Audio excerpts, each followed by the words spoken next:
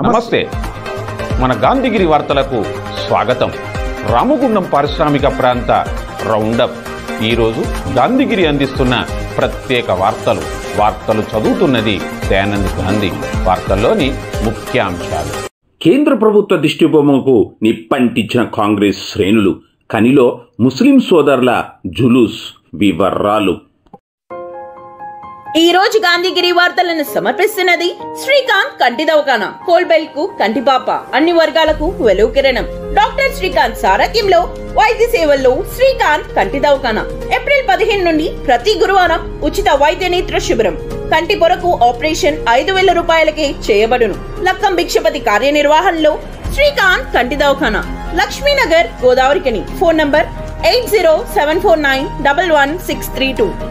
AICC అగ్రనేత, parliament ప్రధాన ప్రతిపక్ష నేత రాహుల్ గాంధీపై ఢిల్లీ బీజేపీ నాయకులు, మాజీ MLA Tanvinder Singh, Shiv Sena party MLA Sanjay Gaikwad అనుచిత వ్యాఖ్యలు చేయడమే కాకుండా రాహుల్ గాంధీ నాలుక కోస్తామని, చంపుతామని బీజేపీ నాయకులు చేసిన వ్యాఖ్యలను ఖండిస్తూ గోదావరిఖని పట్టణ కాంగ్రెస్ అధ్యక్షులు తిప్పారపు శ్రీనివాస్ ఆధ్వర్యంలో స్థానికంగా కాంగ్రెస్ శ్రేణులు కదం తొక్కారు.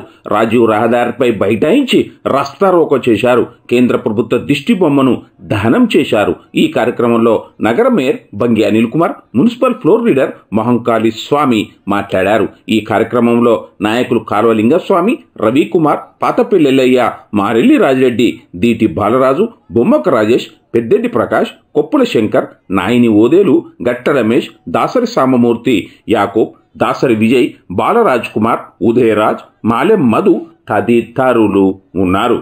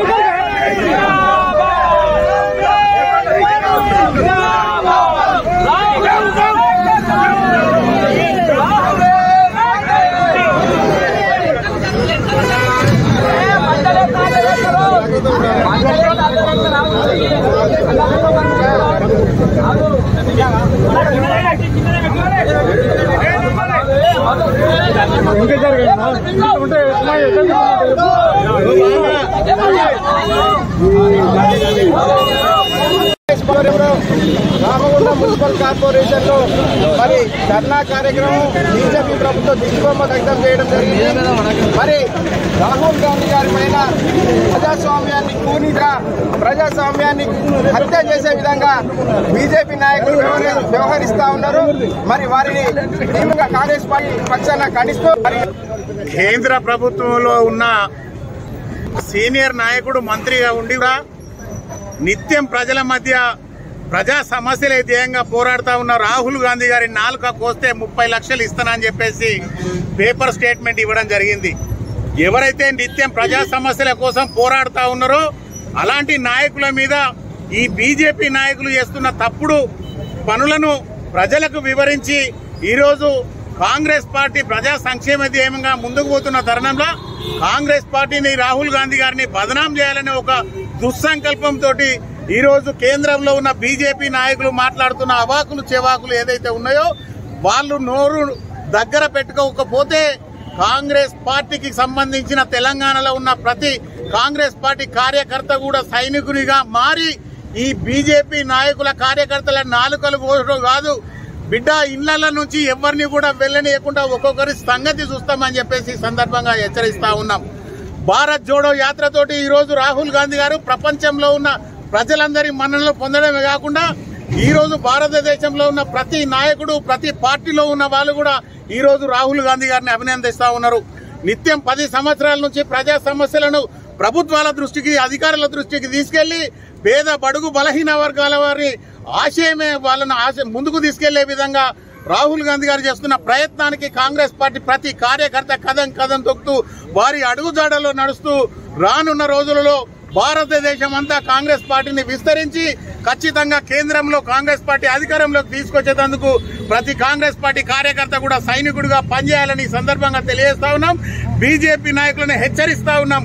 ఇంకోసారి రాహుల్ గాంధీ గారి మీద మాట్లాడితే దేశ వ్యాప్తంగా కూడా సంచలనం రేపుతామని చెప్పేసి సందర్భంగా హెచ్చరిస్తా ఉన్నాం. మహమ్మద్ ప్రవక్త జన్మదినాన్ని పురస్కరించుకొని మిలాద్ ఉన్ నబీ పండుగ సందర్భంగా తన్జిమ్ అహేలే సున్నత్ వల్ జమాత్ కమిటీ ఆధ్వర్యంలో నగరంలో జులూసే మహమ్మద్ ఘనంగా నిర్వహించారు.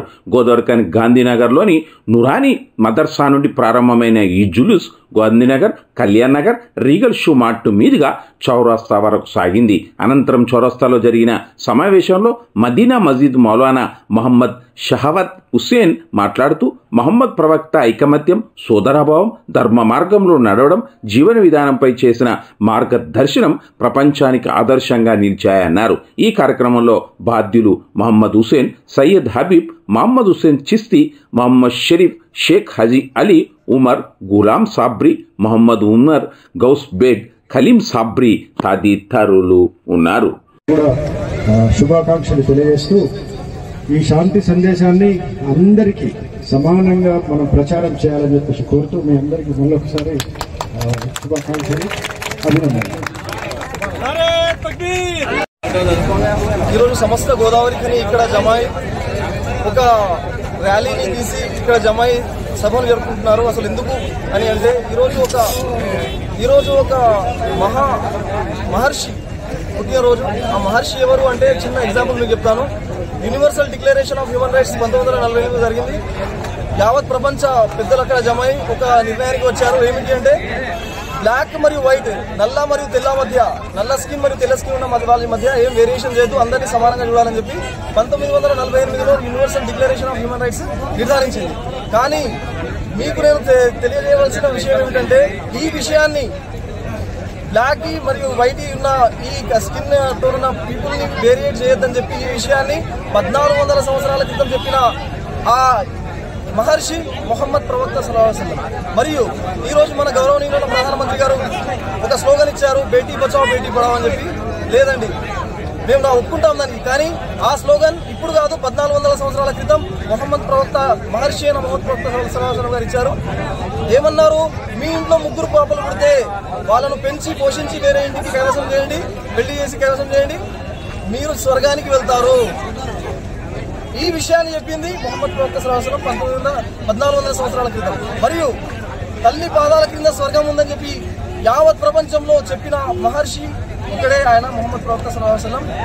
టెర్రరిజం గురించి ఏమి చెప్పారంటే ఒక్క మానవ ప్రాణాన్ని తీసినా, అనవసరంగా ఒక్క మానవ ప్రాణాన్ని తీసినా యావత్ మానవత్వాన్ని చంపినట్టే అని చెప్పిన ఒకానొక మహర్షి మొహమ్మద్ ప్రవక్త సల్లల్లాహు అలైహి వసల్లం. అయితే అలాంటి గొప్ప వ్యక్తి యావత్ ప్రపంచంలో ఒక బ్రహ్మాండమైన పని చేసిన అలాంటి ప్రవక్త గురించి, శాంతిని, ఇస్లాంను, భగవంతుని యొక్క మెసేజ్ను ఈ ప్రపంచానికి పంపించిన ఒక మహర్షి గురించి ఈరోజు మేము పుట్టినరోజు సందర్భంగా ఇక్కడ జమ అయ్యాము. అయితే ఆయన కేవలం మానవాళికే కాదు, ఆయన జంతువులకు, వృక్షాలకు, ప్రతి వాటి రైట్స్ ని ఆయన ఈ ప్రపంచానికి తెలియజేసిపోయాడు. Not only human rights but also animal rights, but also all the rights which are belong to this mankind. He explained it perfectly and entire world is enjoying his religion. So that is why we accepted Islam. And దీని తరపున మేము చెప్పుకోవాల్సింది ఏమిటంటే ఇస్లాం గురించి మీరు తెలుసుకోండి. ప్రస్తుతం social మీడియాలో కానివ్వండి, వాట్సాప్ యూనివర్సిటీలో కానివ్వండి, మీ వద్దకు చాలా మెసేజ్ వస్తూ ఉంటాయి ఇస్లాంకు అగేన్స్ట్గా. అది కొన్ని దుష్ట శక్తులు ప్రయత్నం చేస్తున్నాయి ఇస్లాం మీద మరకను అంటించడానికి. కానీ మీరు చూడాల్సింది ఒకటే, మీరు చదవాల్సింది ఖురాన్, మీరు చదవాల్సింది మొహమ్మద్ ప్రవక్త యొక్క బయోగ్రఫీ. అది చదివితేనే మీకు ఇస్లాం అంటే ఏమిటో తెలుస్తుంది. మీరు ఇస్లాం గురించి తెలుసుకోవడానికి ఎవరో వేరే మతం వాళ్ళతో తెలుసుకుంటే మీకు ఇస్లాం గురించి తెలియదు. వాళ్ళు ఎంతైనా యాంటీ ముస్లింలు ఉంటారు, కానీ మీరు ఇస్లాం గురించి తెలుసుకోవాలంటే మీరు మొహమ్మద్ ప్రవక్త యొక్క బయోగ్రఫీని చదవాల్సిందే. అప్పుడే మీకు ఇస్లాం గురించి తెలుస్తుంది.